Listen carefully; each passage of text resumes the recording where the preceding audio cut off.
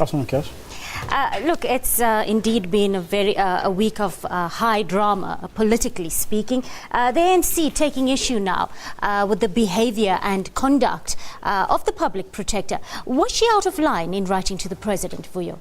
Well, I don't think, from what the ANC is saying, it's not a question of, the issue is not so much her writing to the President, but the fact that the letter got leaked, but there's obviously a dispute as to who exactly leaked the report. The ANC believes it's a public protector. The public protector believes it's an ANC leader. We don't know who to believe. But I think there's several issues that have arisen out of that briefing and conversation with the question and answer session with the journalists. And I think it's something that a lot of us have been saying for quite a long time.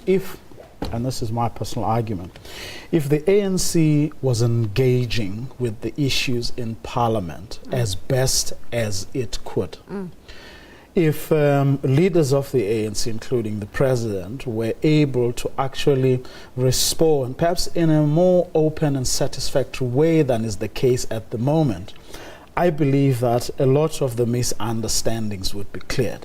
Because when you listen to ANC MPs engaging on these issues, very often, especially around the Public Protector, you're left with one distinct impression, and that is that they're not taking kindly to what the Public Protector has to say or does. And even the issue of sort of trying to equate the interministerial committee's investigation with that of the Public Protector, in my view, is a very unfortunate notion. It shouldn't happen that way.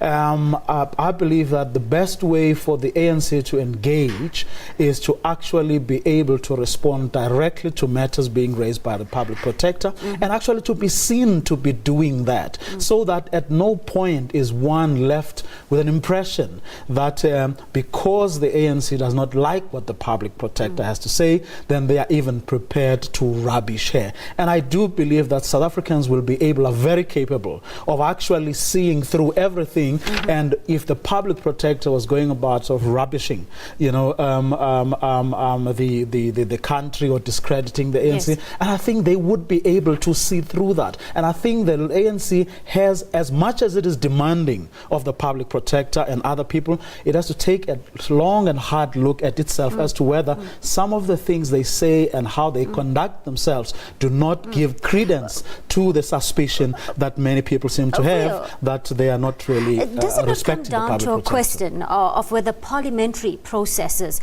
should overtake the Constitution and the legislation? The ANC is saying it's not up to the Public Protector to evaluate or to decide on the adequacy of the President's response. And a parliamentary ad hoc committee is being set up. Remember, right now. I mean, as opposed to other, units and structures, the Public Protector can take appropriate remedial action. That is in the Constitution. So they can do that. For instance, I mean, the comparison that was being made that, for example, the Auditor General does complete reports and then submits those reports, and those reports are debated. The example the Secretary General of the ANC made was that of the recent municipal, municipalities. That is true, but that said, the Public Protector can take appropriate remedial action if she feels, or that office feels that that's what they need. The law provides for that. Thank you, viewer, for your time on the PM News Desk. That was contributing editor Vuyo Mvoko joining us on the PM News Desk. Time to take a short break. We'll be right back.